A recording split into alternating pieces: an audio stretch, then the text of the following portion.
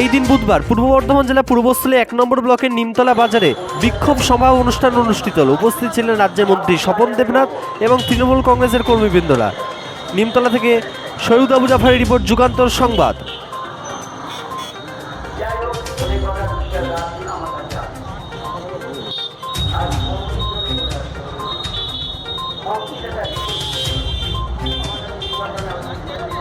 কিংবা চক্রাস্ত্র হোক, কিংবা তুলসী ডাকা হোক, দক্ষিণবাসী হোক, কিংবা রাহাতপুর হোক,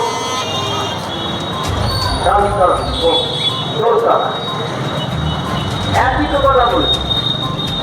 তাহলে আপনারা কি চেয়েছিলেন যে আমার এলাকার নির্মাণ হবে?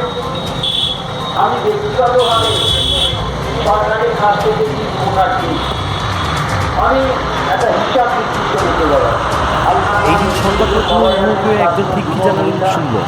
সবাই সমুদ্র জনসংখ্যা